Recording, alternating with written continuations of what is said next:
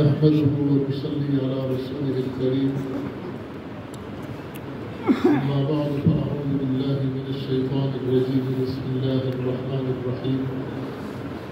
ولنبلونكم بشيء من الخوف والجوع ونقص من الأموال والأنفس والثمرات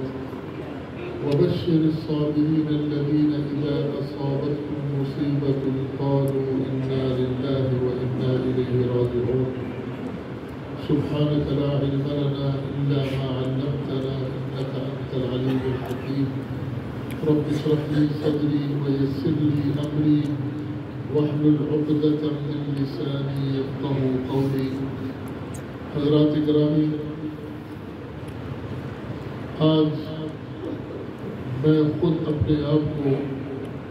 تعزیت کا مستحق سمجھتا ہوں کہ قاضی صاحب جیسے مخلص بھائیوں جیسے دوست اور ایک بزرگ ایک سرپرست سے ہم محروم ہو گئے ہیں۔ قاضی صاحب کو اللہ تبارک و تعالیٰ نے بہت ہی خوبیوں سے نوازا تھا۔ الحمدللہ خوش گفتار انسان تھے، خوش طبیعت، فکر مند، اپنے پرایوں کا خیال رکھنے والے اور محبتیں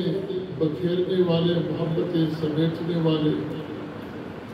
اور اپنے اکابر کی نسبتوں کے امیر، جس طرح حضرت قاضی صاحب نے فرمایا۔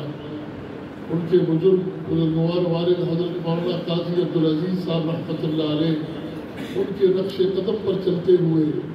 انہوں نے اشاعت التوحید کی بھی پوری خدمت کی، اور ساتھ ساتھ جمعیت علماء اسلام کے پلیٹ فارم پر ان کی بہت بڑی خدمات ہیں۔ آپ یقین جانیے، میرے نزدیک وہ جمعیت علماء اسلام ضلع اٹک کے روح رواں تھے، ہر مجلس کے